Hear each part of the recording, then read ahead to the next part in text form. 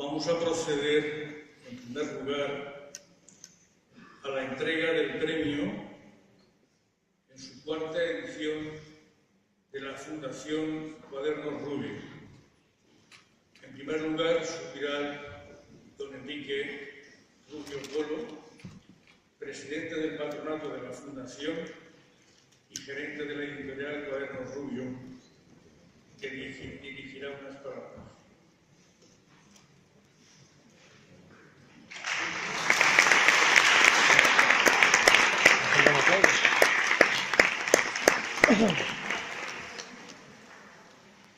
Me gustaría agradecer a todos los presentes vuestra asistencia a esta jornada que demuestra la sensibilización que nuestra sociedad está adquiriendo en torno a un problema de tanta importancia como el acoso escolar. Queda mucho por hacer, pero reunir a tantos padres, docentes, especialistas de diversos ámbitos para analizar y debatir sobre este tema es sin duda un paso importante.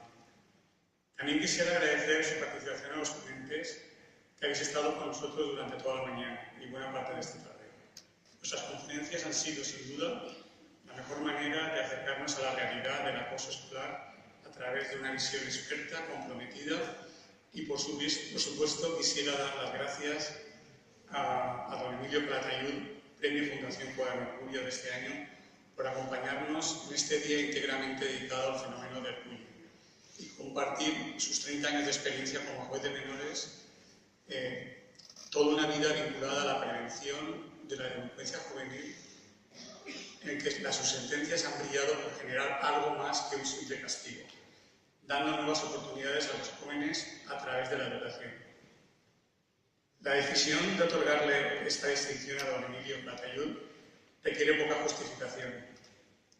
Sus conocidas sentencias obligan al menor a sacarse la enseñanza secundaria obligatoria o a escribir redacciones reflexionando sobre su conducta son un auténtico ejemplo.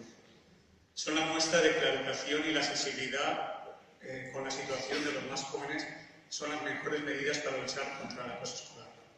Por eso, en esta ocasión, hemos querido en este reconocimiento se vinculara una iniciativa que llevamos tiempo preparando, como es esta jornada sobre las nuevas perspectivas del acoso escolar.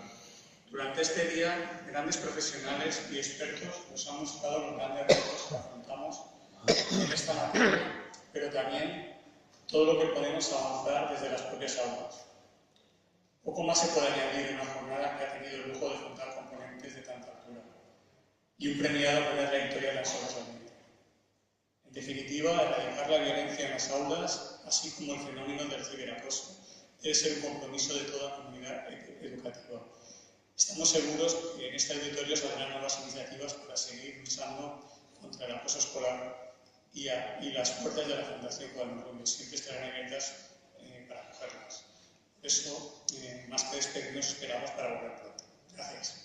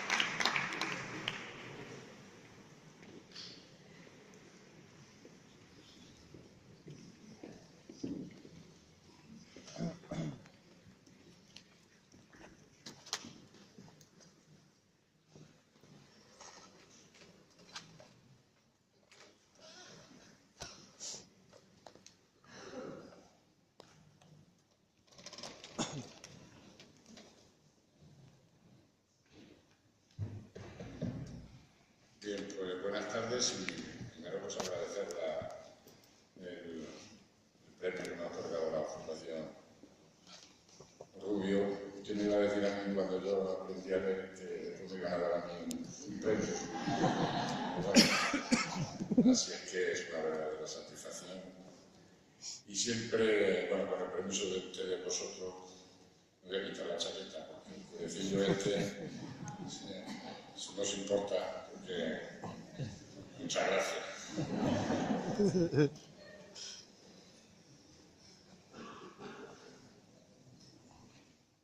Bien, yo voy a dar una pequeña... Primero, pues agradecer este premio, la verdad es que es una verdadera satisfacción y, como digo, forma parte de la educación, de la historia de la educación de este país. Y es un verdadero honor recibir esto y lo pondré en el salón de casa porque es de los más bonitos que se me pueden entregar a mí, porque la gente se cree que soy un intelectual y tampoco es verdad. No soy intelectual ni nada. Bien, yo voy a dar una pequeña charla de cómo veo yo el tema de los menores. También tocaré algo del acoso.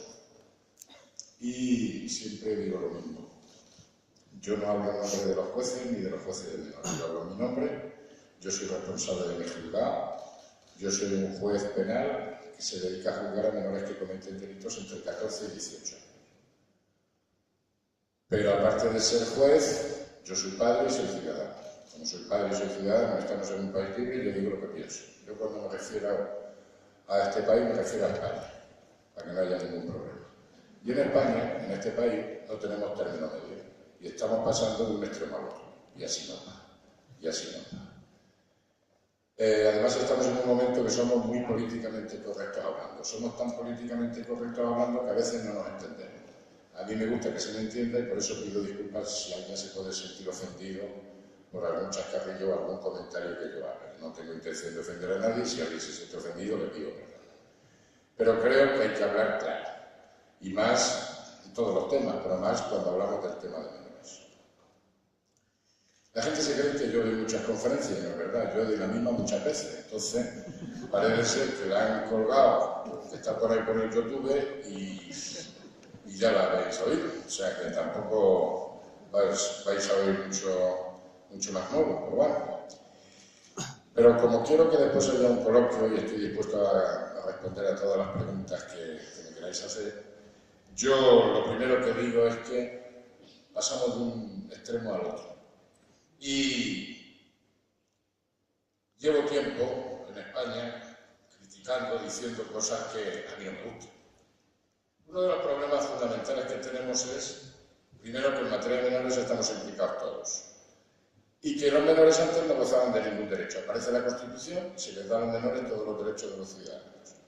Después de la Constitución aparece la Ley de Protección Jurídica del Menor, del 96, que es mi marco legal, y la Ley de Responsabilidad Penal del Menor, del 2000. Ese es mi marco legal fundamental. ¿Qué es lo que ha pasado? Que antes de la Constitución no gozaban de ningún derecho, y aparece la Constitución y la Ley de Protección Jurídica del Menor, y se les da a los menores todos los derechos de los ciudadanos. Y está muy bien que todos los menores gocen de todos los derechos de los ciudadanos.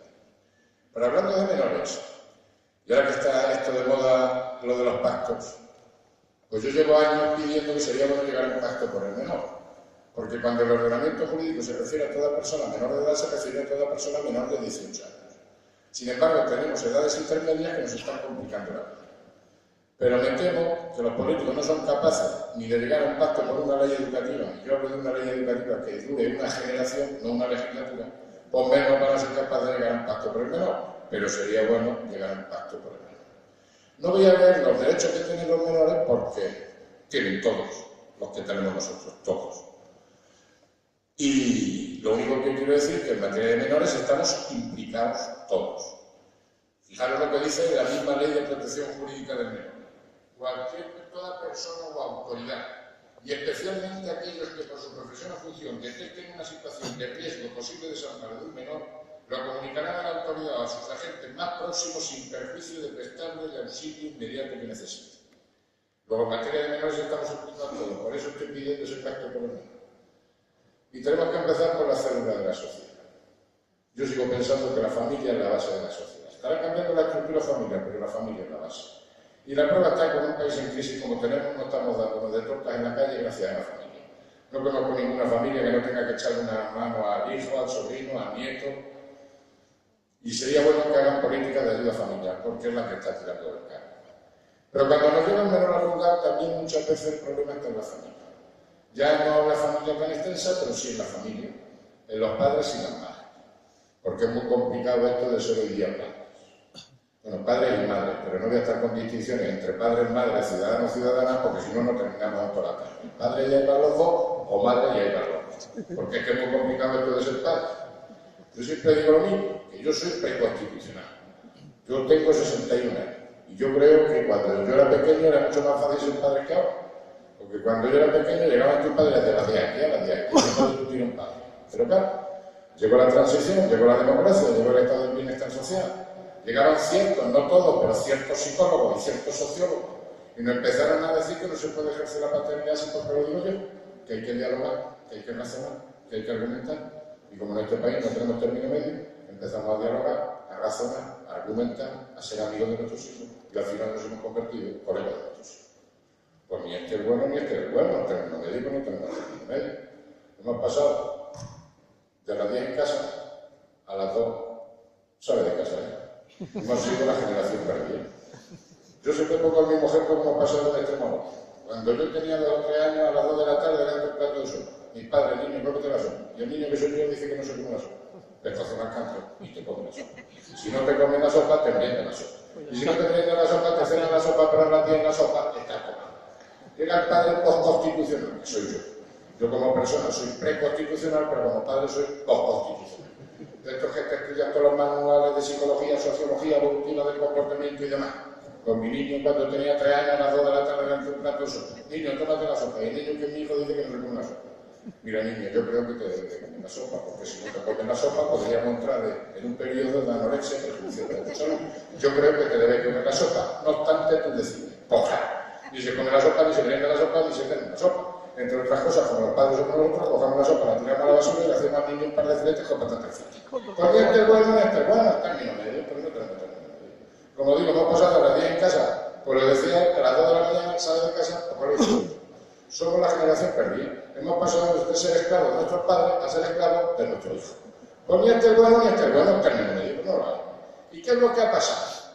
Yo creo que uno de los problemas que ha pasado en este país es que hay 2 artículos que no se explican. Es el famoso artículo 154 del Código Civil. El artículo 154 del Código Civil dice: los hijos no emancipados están bajo la potestad del padre y de la madre.